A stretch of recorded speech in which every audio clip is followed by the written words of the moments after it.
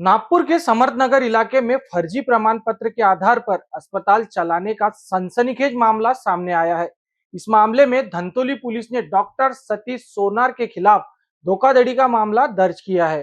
जानकारी के अनुसार महानगर पालिका के स्वास्थ्य विभाग को अस्पताल की मान्यता और दस्तावेजों को लेकर शिकायत मिली थी। शिकायत के बाद गठित 3 सदस्यीय समिति ने जांच की।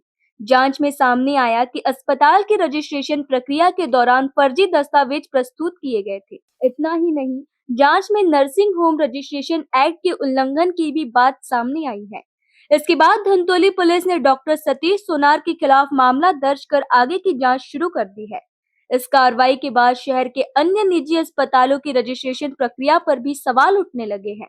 महानगर पालिका अब शहर भर के निजी अस्पतालों की व्यापक जांच की तैयारी में जुट गई है। काल दिनांक 13/5/26 रोजी नरेंद्र भाईराव अतिरिक्त वैद्यकीय अधिकारी महानगरपालिका नागपूर यांनी पोलीस स्टेशन येथे doctor Satish Sonar joint med care clinic Samarthnagar Rajneesh चौक यांच्यावर तक्रार दिली होती।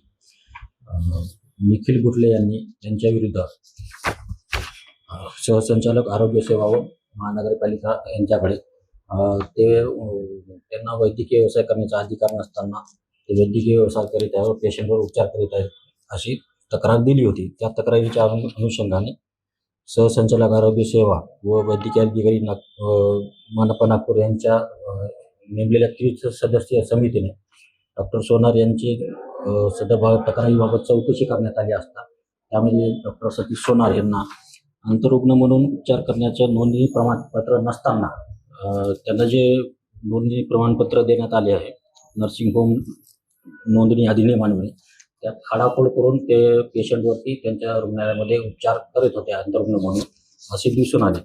त्यावरून डॉक्टर नरेंद्र गैरवार यांनी दिलेल्या तक्रारीवर यांनी दिलेल्या तक्रारीवरून पोलीस स्टेशन येथे गुन्हा दाखल करण्यात आला आहे। डॉक्टर सतीश सोनार यांच्या विरुद्ध कलम 318, 2, 336, 2, 3 तसे 340 BNS प्रमाणे गुन्हा दाखल करण्यात आला आहे। त्यात कलम 6 नर्सिंग होम नोंदणी अधिनियम लावण्यात आलेला आहे। सदर गुन्ह्याचा तपास चालू आहे। सर्टिफिकेट आहे त्यांच्याकडे, OPDचं सर्टिफिकेट आहे, पण त्यांनी त्यात अंतरुग्ण म्हणून त्याच्यात खाडाखोड करून त्याच्यात 10 बेडचं त्यांना प्रमाणपत्र आहे वैद्यकीय व्यवसाय करण्याचं असं नमूद केलेलं आहे। तोडफोडीचं वगैरे प्रकरण काही असं नाही घडलेलं।